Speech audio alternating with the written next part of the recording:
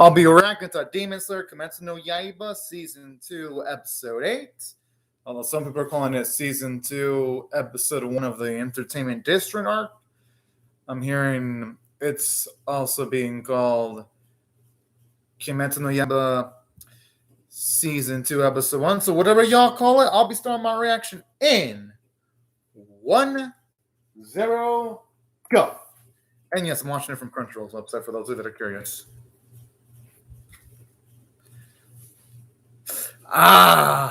Man. It's going to be painful seeing this again.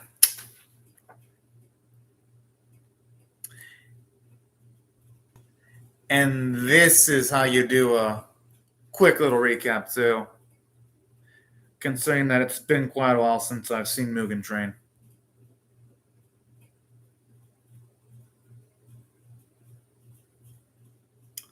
Honestly, though, as far as anime deaths go, Rengoku definitely has one of the most intense, fiery, and emotionally charged deaths I've seen for an anime character.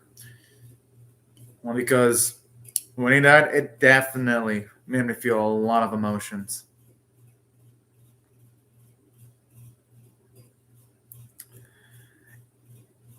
And he pulled that off magnificently, too.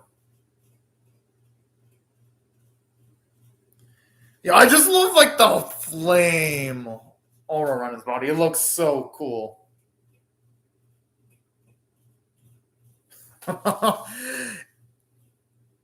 And honestly, like, the flame effects, they honestly look like paintings. It looks that gorgeous.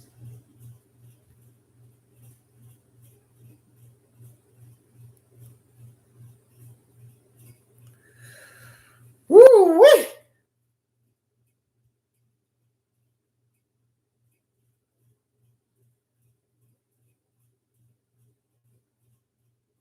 As anyone that can set their heart ablaze will be Tanjiro, but it's probably going to take him quite a while to just get through that emotional ordeal, and I wouldn't blame him one bit. In a fightable production, I just love how when it comes to like fightable, they can make the credits feel cinematic. Some other anime studios don't do that, but Ufotable does it to a fucking T. Kakushi.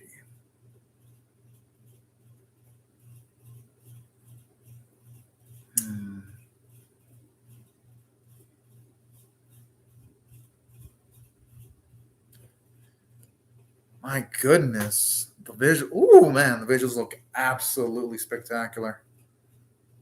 Especially like the slow-mo they're utilizing too.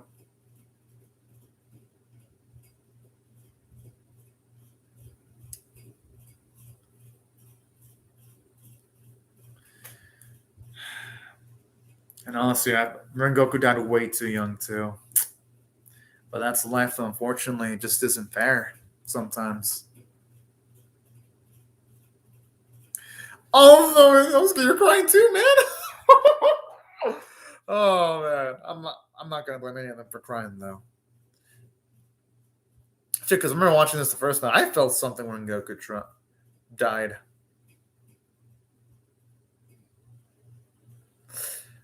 It's gonna be rough seeing the reaction from Rengoku's family.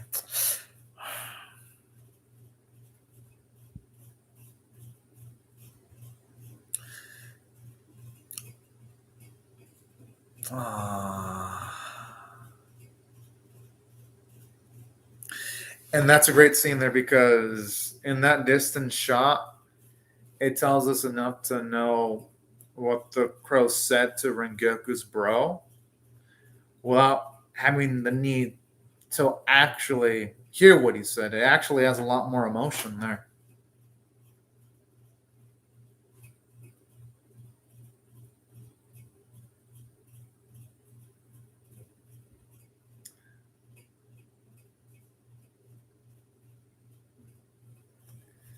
Honestly, that line from Tanjiro, like,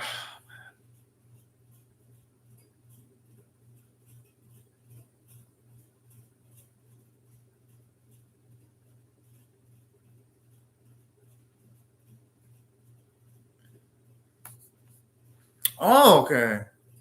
I wonder if this is the new opening. No, it probably is. Or maybe it isn't. Well, the level is sometimes hard to tell because the visuals are so great. Even their simple sequences look like they fit in an anime opening.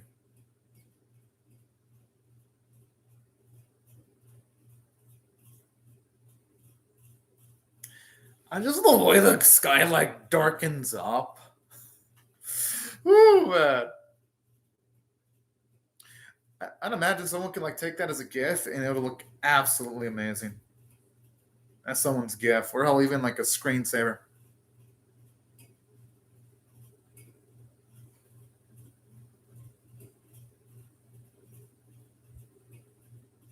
Hmm.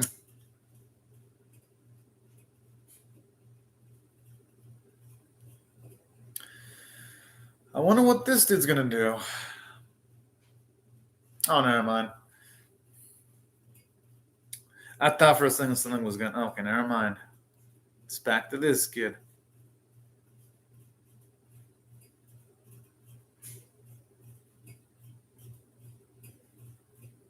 So you know what?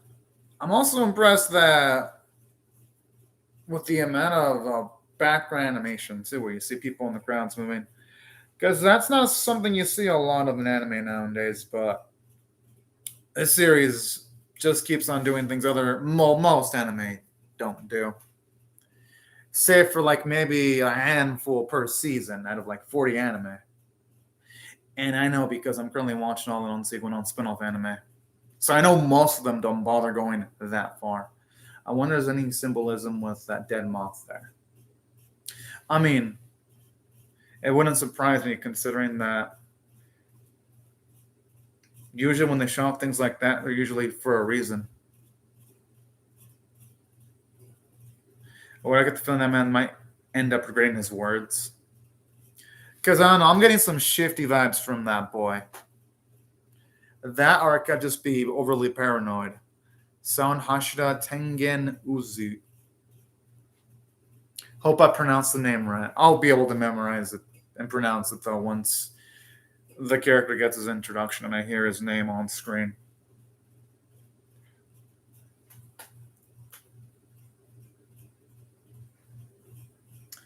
You know, that's actually a good message there. Oh, that's sweet. Whoa. Whew, man.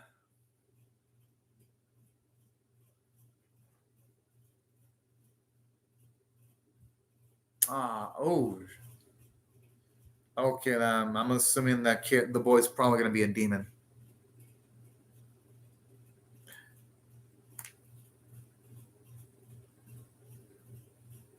That's going to be my guess. Oh, whoa, whoa, what? What's a. Wait, what? Yo.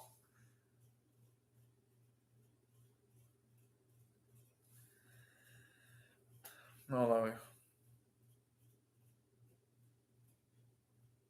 Oh.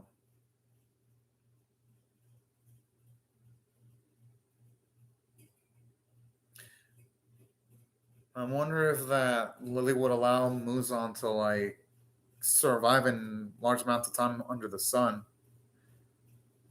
Yeah, I mean, shit. As far as things go, Kaza accomplished quite a lot. Damn, he's hard to please.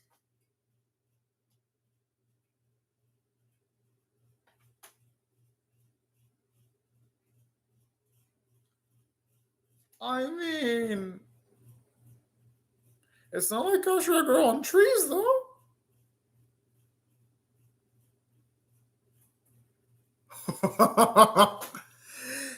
And this is a great way of demonstrating Muzan's power because I'd imagine anyone coming out of just barely watching either Mugen Train or watching the season 2, episode 7, whichever route someone takes. I'd imagine this scene gets a lot more weight considering how powerful Akaza is. And yeah, Muzan is making Akaza look like a fucking child in comparison to him.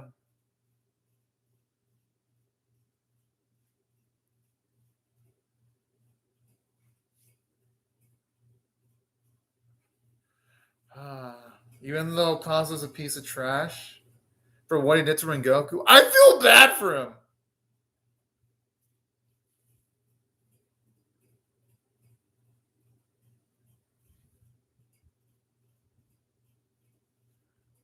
Damn.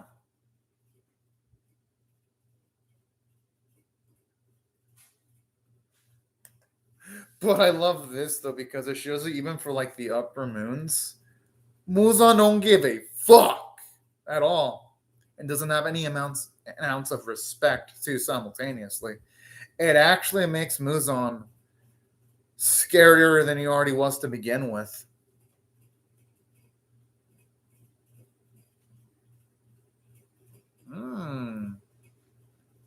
Oh, Sapa Samithia propped up. Really? Oh, Smithia, when it comes to super chats, I'll have to set that up next year. I haven't been able to set up a super chat this year because there was a span of like where I worked almost 21 days straight, like literally, and I'm still working multiple days straight. I had to move in the same year, had to look for new apartments. So I've been able to set up a super chat because of that, but I'll set it up next year for sure, though. But thank you very much, Smithia Pratap, though. I hope I pronounced your username right. But I like this, just seeing the man's anger.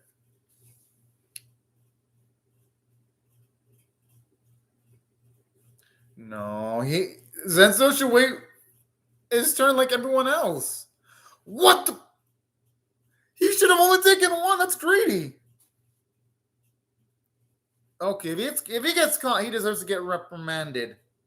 I hope he gets caught. I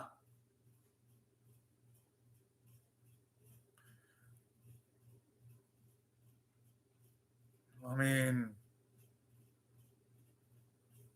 yeah, I mean, losing someone as powerful as Rengoku is going to be demoralizing.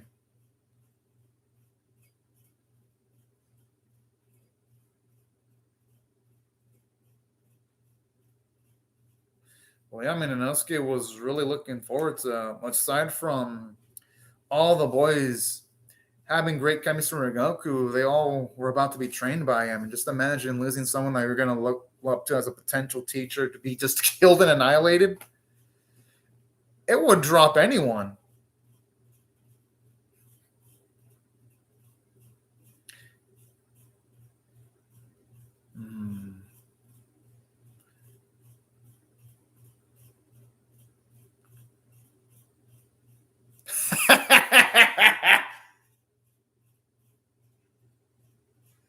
Oh, man, boy. I'm surprised he can still talk with all that blood flowing from his nose like a fucking hose. I'm sure for Zenzio, it's fine because it's a lady wiping the blood off his nose. Had it been a dude, he would not be this peachy. We wouldn't be this peachy right now. And that's sweet of Zenzo because he's caring more about Tanjo's injuries than his own. That actually shows the growth for Zenzo because the old Zenzo wouldn't have been that considerate. Well, the old one would have, but for a woman. But Tanjo's a dude, so that shows Zenzo he's grown. A lot, actually. And that's what I like. This series, aside from being having entertaining set pieces, it has a lot of character development over a large span of time.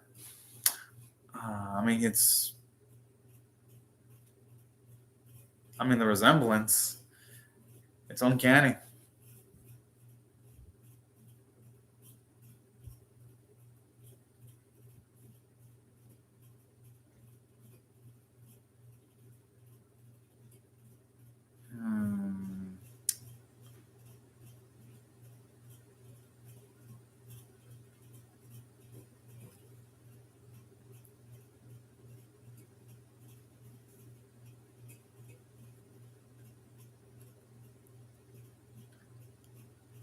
Honestly, it's going to take Tanjiro to become completely all right, unfortunately.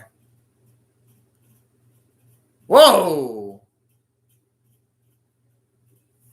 Whoa, what the? Okay, you know what? Well, that kind of angers me a little bit. Maybe that's the way of Rengoku's father coping in his own fucked up way. I don't wanna jump the gun too much.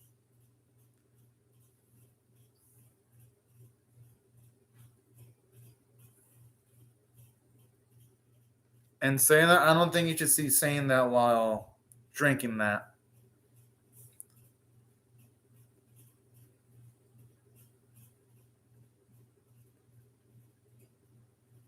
Oh, whoa! What the? Okay, that's going a little bit too far there. Yeah, exactly. I probably shouldn't be saying that to their son that just lost their brother.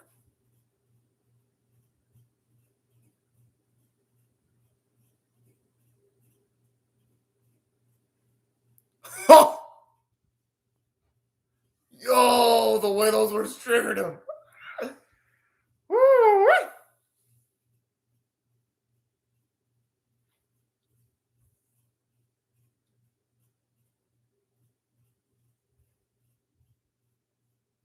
Oh, looks like Rengoku's pop still has it in him. Yeah, I mean, it did explain that he was a former Hashira in Mugen Train. But damn, even though he looks like he might have been out of practice, it's impressive that he still got those cat-like reflexes.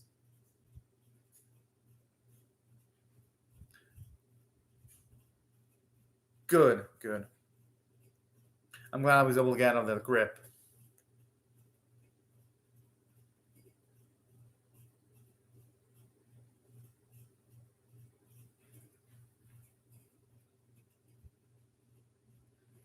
Whoa!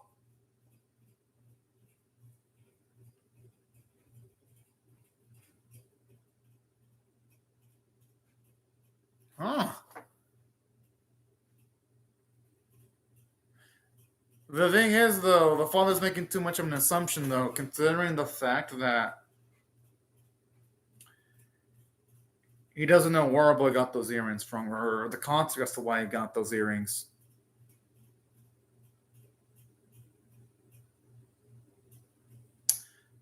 Okay, this is sounding pretty damn interesting now.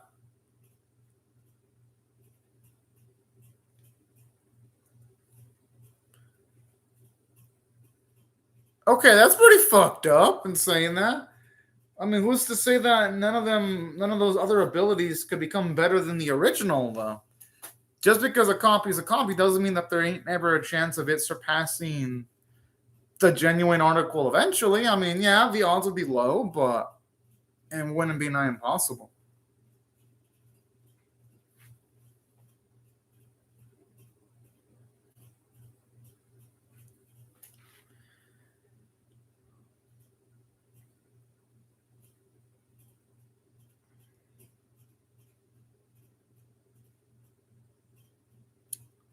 I am glad he's saying this. Yes! Fuck yeah.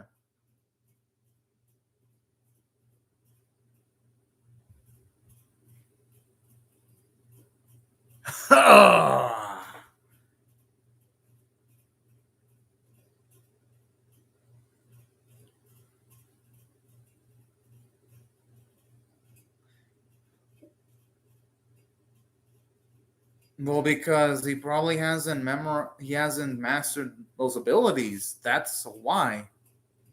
Our boy just needs more. Well, he needed more training in that specific instance. He just didn't have it.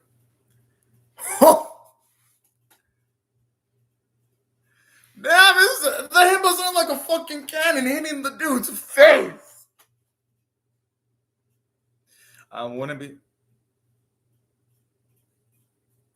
Hey, I mean, he was. Oh, I guess you could say Tanjiro instigated the fight by charging towards Rengoku's pops. But in this instance, it was justified.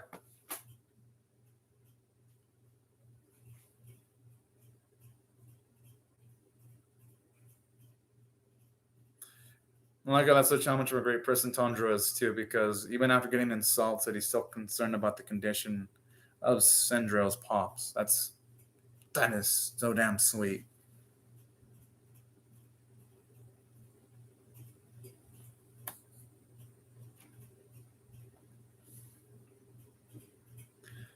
But I don't think there's anything wrong with that. I think when it comes to the case of Senju, I think when he gains more strength, he'll be able to express himself much more openly. That's my gut feeling.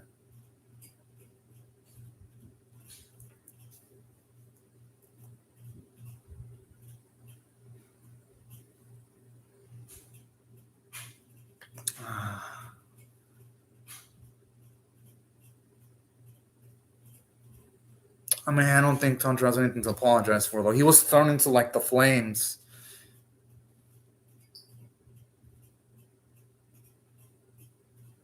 Ah.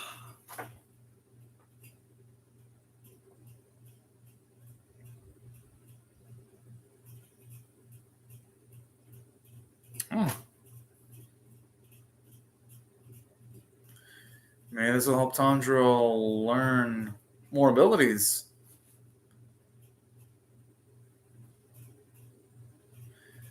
I mean, Robo probably won't know until he reads it, though. Or at least skims through it a little bit. Oh, I love how they always have the mid-episode cards. Just that extra weight before a revelation. Thankfully, though. Oh, whoa. Why is it all torn up? Yeah.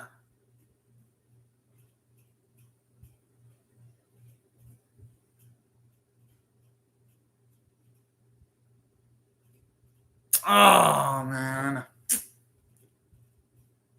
What? Why?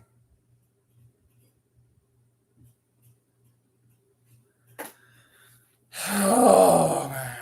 I feel bad for Tanjiro.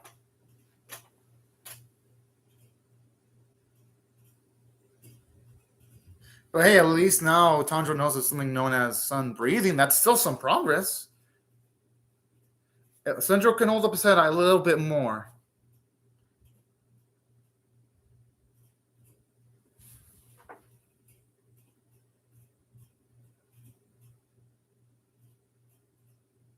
It's a shame that he's not going to have the luxuries of training in a secure location for multiple years, though, considering that there's constantly demons causing terror.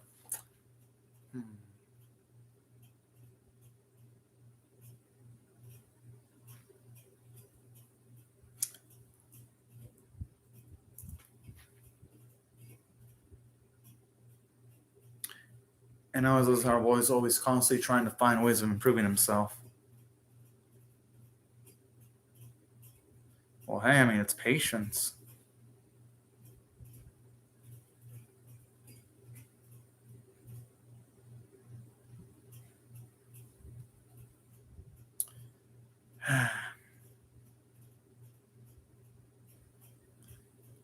Yeah, unfortunately, life doesn't have shortcuts in most cases.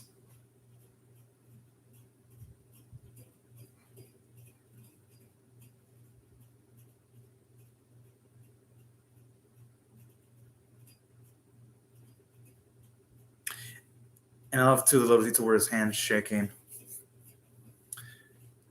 It only adds more weight to Tanjiro's words because not only are we seeing and hearing the pain through his sound of his voice, but also through his body language, too.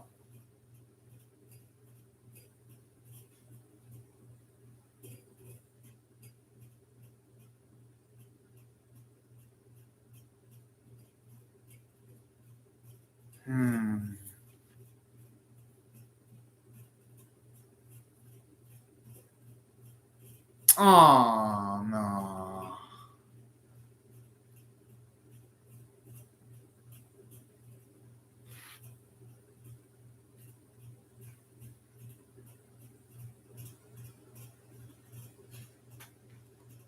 I mean, hey, maybe if he trains a bit more, he'll be able to make it change color because sometimes. No, sometimes people might be late bloomers, though. But hey, you know what? If he can do that, that'd be great too.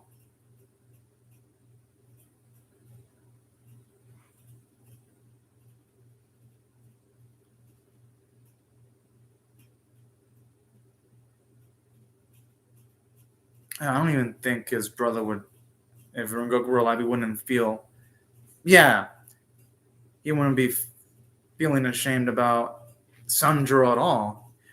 And plus, he'd probably help out Sindro. I love the way he reacted like that.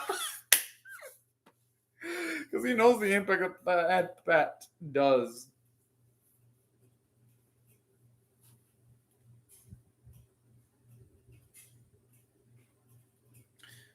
I kind of like this because with the book being in shreds, though, at least it has a narrative advantage of Senjo sending information to Tanjiro so that at the very least, Senjo isn't completely forgotten in the narrative.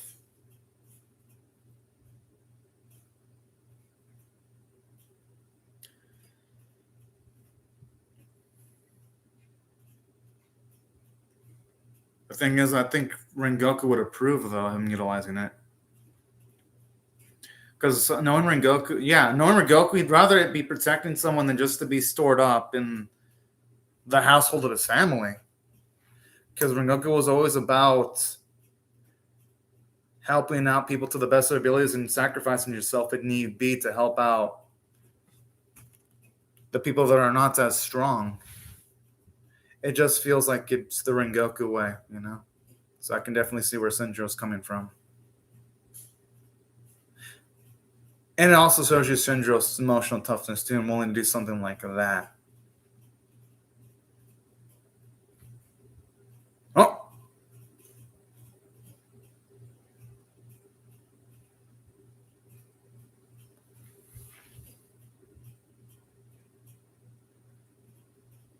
Okay, he's definitely talking gentler in tone now. I wonder if the father's tearing up.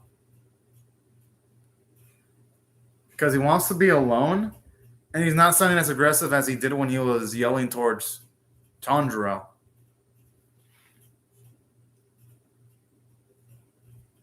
Oh.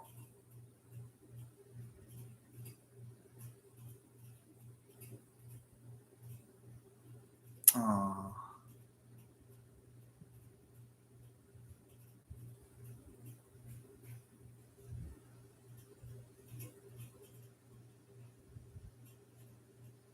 I mean, sometimes it's best just to try to accept the pain instead of just trying to drown it out. And... Aww. Yeah, I had a feeling he wanted to tear up, and nothing wrong with that at all.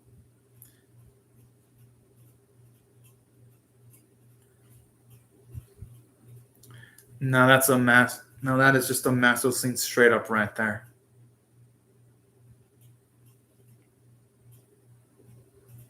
Sort of because it gives a lot of depth to Rengoku's father, showing us even though he was a hard ass, he truly did care about his son.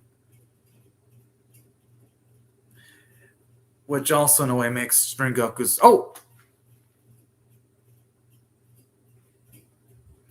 Oh yeah. Blade. Oh man. I mean, hey, Demon Slayer had to go through a lot of epic shit. I ain't gonna blame any Demon Slayer for literally losing their blades.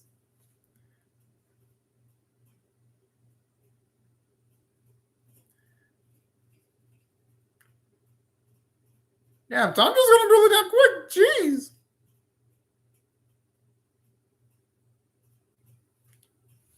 I was the one this series has playful chill soundtracks.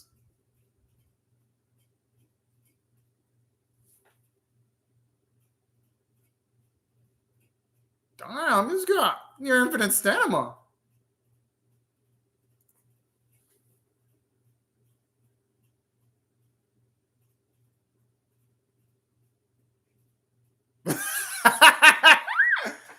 Oh man.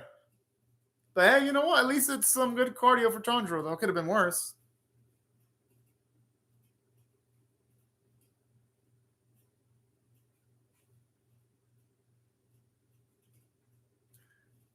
Yeah, I'm sure Inosuke will with the way he be eating.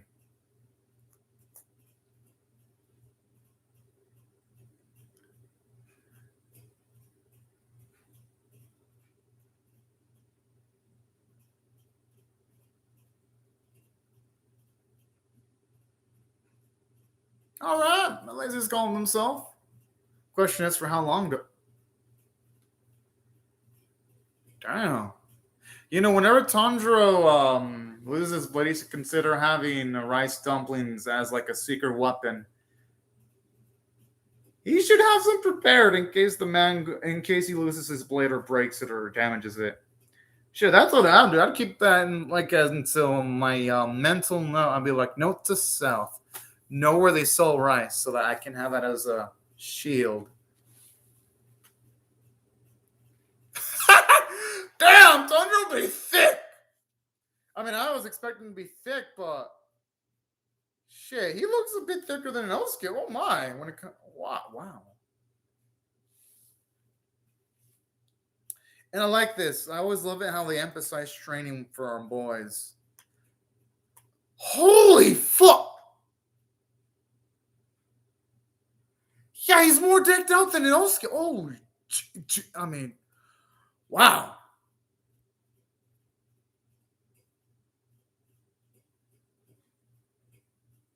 I mean, hey, that's some growth for Zainsu then.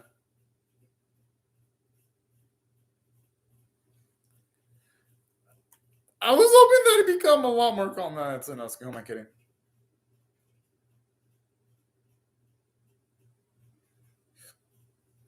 And sometimes that's the best way of dealing with stress, making sure that you're not by yourself.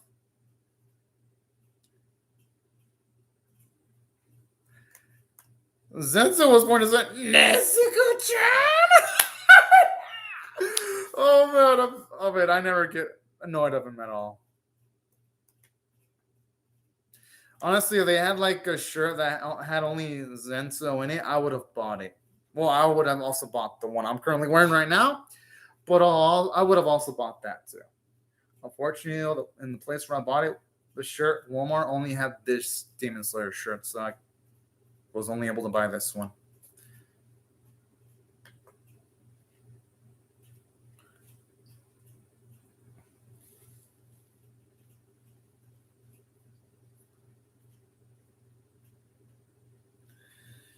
No, I had something stuck in mind in case you're wondering why I was blinking.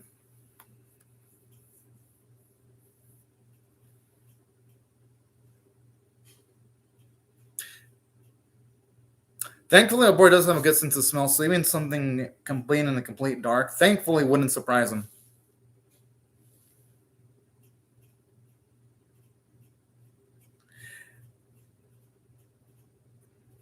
I just love how Tanjiro and Nezuko are so in sync now.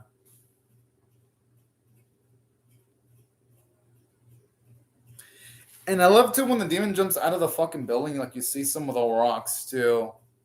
Or especially when Nezuko collides her attack on the freaking ground, and again you see some rocks. It makes the attacks feel much more powerful. Y'all don't know how many anime I've seen. So many trash anime where sometimes characters would have like a fucking nukes being like attacks. And the fucking ceilings of roofs would be absolutely fine. Or the fucking floor they're fighting on would be absolutely fine. Seeing these type of minor details puts a smile to my face. Because I've seen some shitty anime over the last few seasons in this season.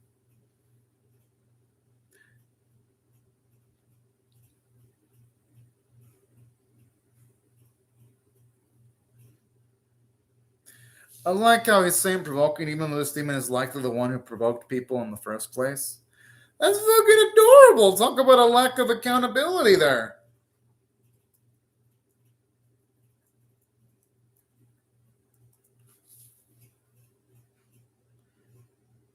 He's going to be changing his mind about calling our boy Little Punk pretty soon.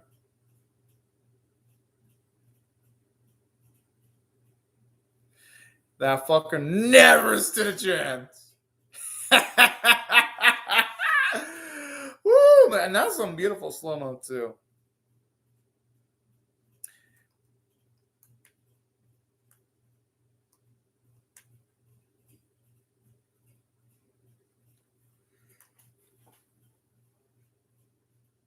I bet that boy not involved himself in what went down.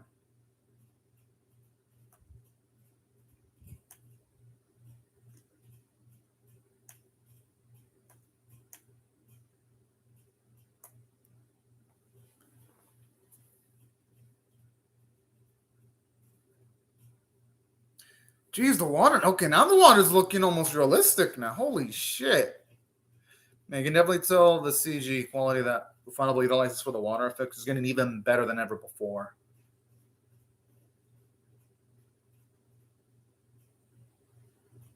Whoa!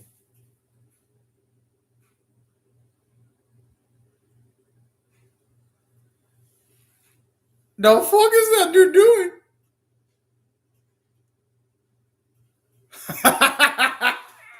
She's still on the coin thing? No, she did promise that she wasn't going to use the coin anymore. Exactly. She's got to keep that promise.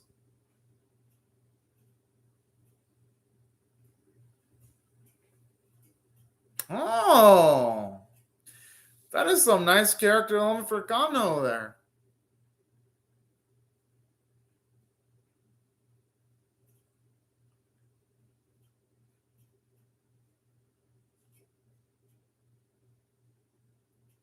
I wonder what's the context for this, though.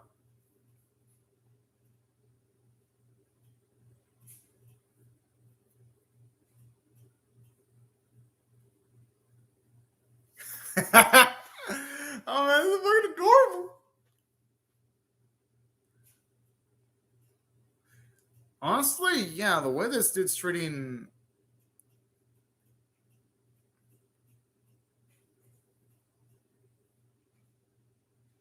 I always loved Tanjiro's confused face.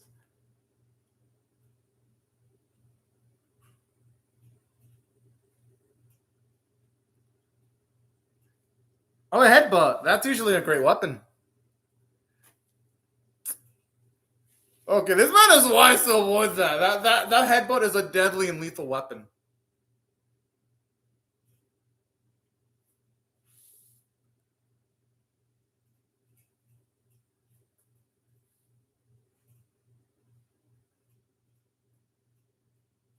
I just wonder if he's a flashy man with substance, though.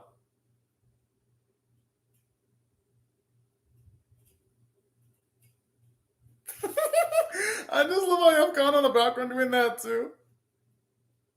Oh, the way that's fucking adorable.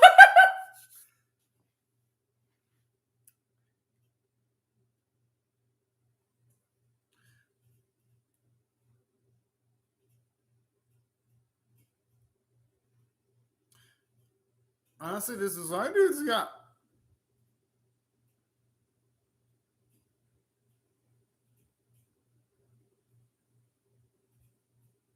That's a good point.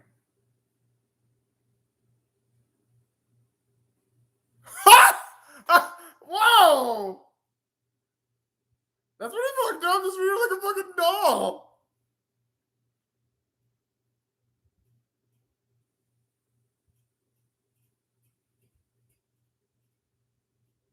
Whoa.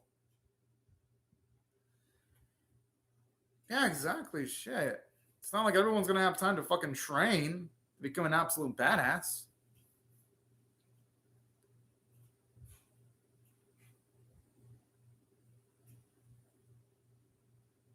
Or it could be that he just lacks human decency. Someone like Tanjiro has all the human decency.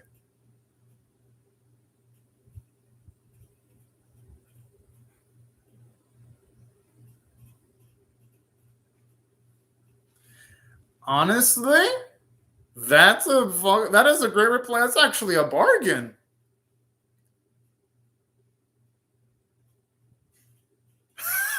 I just love how they show up side by side by boy. That is damn cool.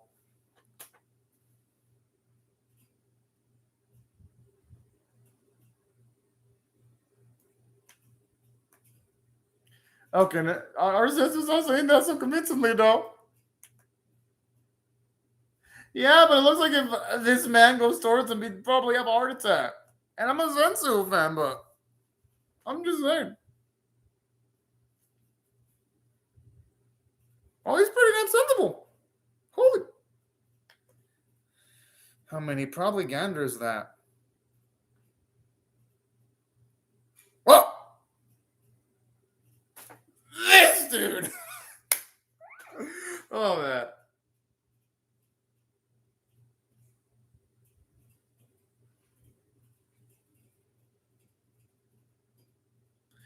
And who knows? Maybe he'll learn a lot from him.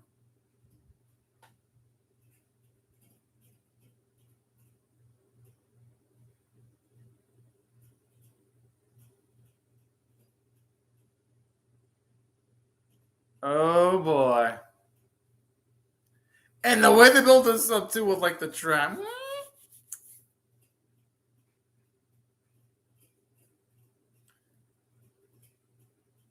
Oh snap.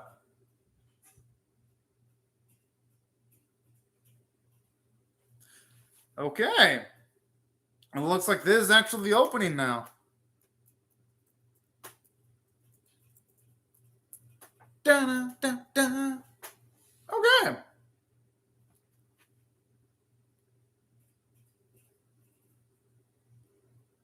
As far as openings go, while it isn't similar in tone to opening one, I like it actually. Oh, it looks fucking hilarious. Oh. Okay, looks like he's gone through some heavy shit going by that bit in the opening. Oh man, I can't wait to see more about this demonic lady. She looks freaking cool.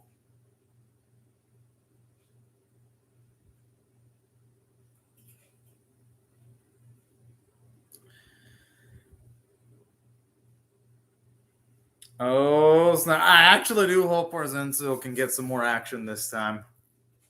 But even if he doesn't, I wouldn't mind if it spotlights the other characters now.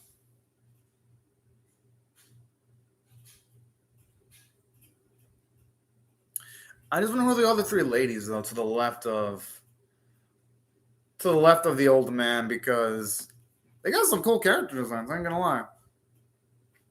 Oh, it's back. Oh. Oh shit. Oh, so let me for a second. I thought that there was gonna be more footage. But I actually wonder how many people worked on the episode, because does it literally have 4 minutes of credit? I mean, fuck it. I guess I'll. Oh, okay. No, I was going to say I was going to sit through the credits, but I'll still sit through the credits. If anything, I like it. I like the extra effort that a file was putting.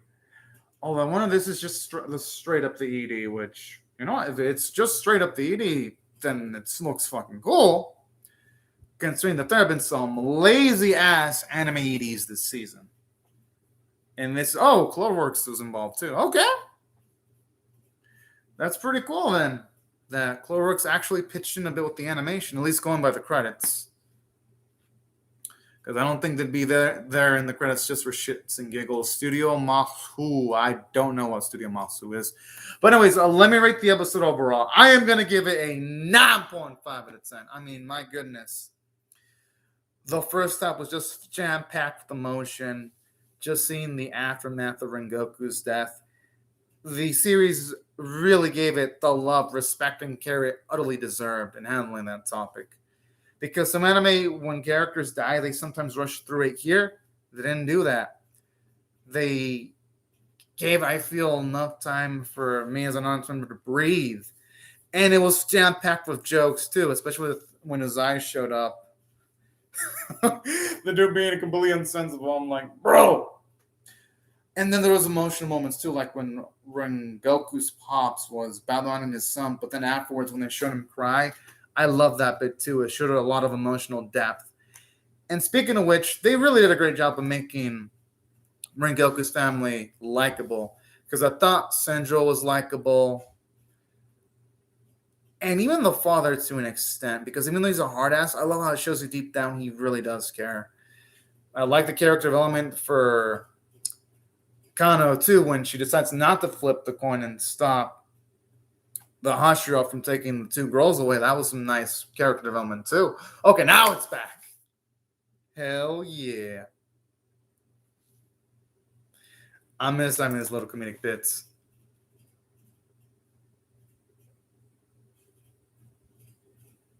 Isn't it 4 though? What about Nezuko?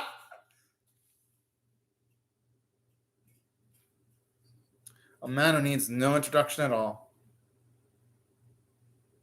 Oh, the fucking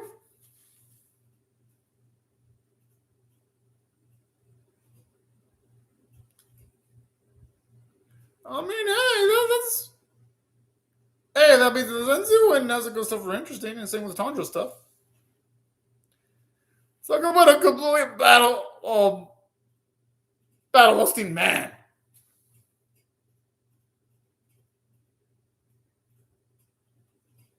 Whoa.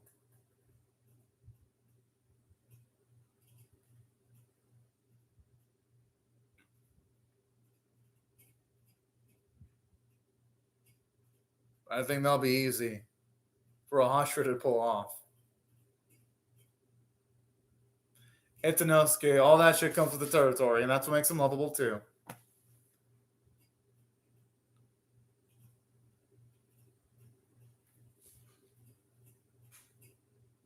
I mean, I think there can be some flashy things regarding Shinobi, though, depending on the context.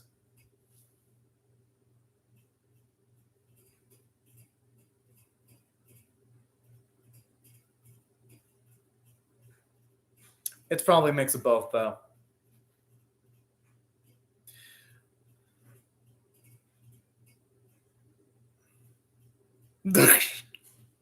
I don't know when they're gonna want to trust. When are they gonna trust him in episode though? Like in the season. That's what I'm wondering.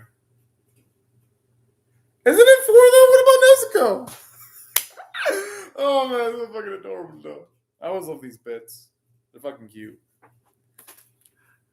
All right, that was actually better than I could have imagined. Now, back into my thoughts about the episode though. Other things that I thought it did great was giving Tanjiro some character development where he can see just the effects of the loss really weighed heavy only on him, and he wants to get stronger. And I love that, especially the bit where he was defending Rengoku's thing was so damn cool too. So I love the growth for Tanjiro there. And while they didn't give much when it came to Inosuke, I think the writing staff and the animation staff utilized Inosuke well as comedic relief. So I got no complaints regarding them. I thought the bits involving Inosuke were pretty cool, if you ask me. Aside from that, though, I gotta say, aside from the script being pretty damn good, the animation, it looked good. It was gorgeous. There wasn't a single bit where I thought, oh man, the animation was ugly. No.